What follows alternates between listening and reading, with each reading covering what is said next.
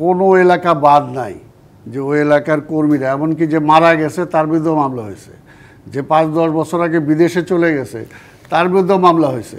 আব্দুল সালাম, একেবারে ৬০ লাখ মামলার কথা আপনারা এখন বলছেন যে আপনাদের নেতাকর্মীদের বিরুদ্ধে করা হয়েছে, কিন্তু আমরা আসলে নির্বাচনের আগে শুনেছিলাম যে ২০,০০০ গ্রেফতার এবং মামলা আছে, নানা জায়গায় ১ থেকে ১.৫ লাখ মামলার কথা আমরা শুনলাম। ৬০ লাখ হঠাৎ করে কোথা থেকে মামলা? এই যে ২৮শে অক্টোবরকে কেন্দ্র করে কত মামলা হয়েছে? ২০,০০০-২০,০০০-এর কথা আপনারা বলেছিলেন না, এটা তো শুধু ২৮শে অক্টোবরের কথা। এর আগে পরে তার আগে আপনারা ১ লাখ ১ থেকে ১,৫০,০০০ কথা বলেছিলেন। এখন যদি আপনি হিসাব চান সেটা তো আমরা ধরুন আমরা হিসাব দিতেই পারবো, কারণ এটা তো স্বাভাবিক। একটা দলের থেকে তো আমাদের একটা তো আছেই, নিশ্চয়ই আছে, পরিসংখ্যান আছে না, যে আমাদের কত মামলা হয়েছে। শুধু ২৮শে অক্টোবরকে কেন্দ্র করে যদি ২০,০০০ হইতে পারে, তাহলে আপনি বুঝেন যে এর আগে কত আছে, নির্বাচনের আগে কত হয়েছে। তারা যে নির্বাচনটা করলো এই নির্বাচনের আগে, তারপরে পরে, অর্থাৎ মামলা তো প্রতিনিয়ত। আর এখন শুধু মামলা না, এখন একটা জিনিস ধরেন, রাজনীতি তো আমরা করি, উনিও ছাত্র রাজনীতি করে আসছে, উনিও করে, আমরাও করি। আগে মামলা হইতো, কিন্তু মামলাও না ঠিক, আগে হয়তো মনে করি ডিটেনশন হইতো বা যে কোনোভাবেই ধরা হইতো, কিন্তু স্পেসিফিক এরকম মামলা খুব কমই হইতো। কিন্তু এই আওয়ামী লীগের আমলে যেটা হচ্ছে, মানে এটা হলো কি, যে ধরুন এটা তো আর এখন থেকে না, মনে করেন বেগম খালেদা জিয়া থেকে শুরু হয়েছে।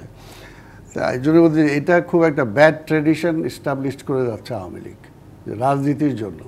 এটা ওনারা তো, কারণ শুধু এই আমল দিয়েই তো শেষ হবে না, আরও তো আমল আছে, তাই না? পরিবর্তন একসময় না একসময় হবেই, যেভাবেই হোক।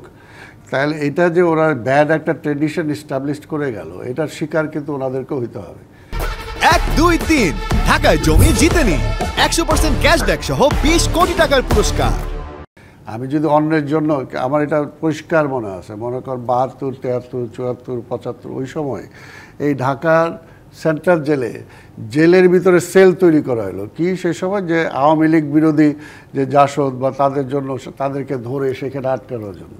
কিন্তু আল্লাহর কি মহিমা, সেগুলো উদ্বোধন করতে হলে কিন্তু ৭৫-এর পরে ওই আওয়ামী লীগ দিয়েই।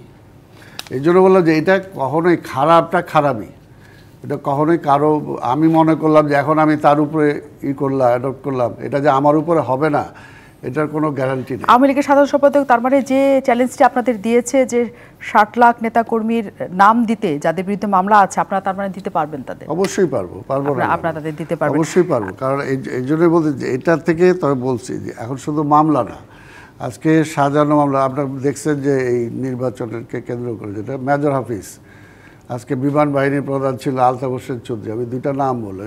এখন যেটা হচ্ছে যে মামলা, সাজানো মামলা, মিথ্যা মামলা, মনে করেন এর আগে ১৮ নির্বাচনের আগেও, ১৮ নির্বাচনের আগে মনে করেন যারা আমরা ছিলাম, কোনো এলাকা বাদ নাই যে ওই এলাকার কর্মীরা এমনকি যে মারা গেছে তার বিরুদ্ধেও মামলা হয়েছে, যে ৫-১০ বছর আগে বিদেশে চলে গেছে তার বিরুদ্ধেও মামলা হয়েছে।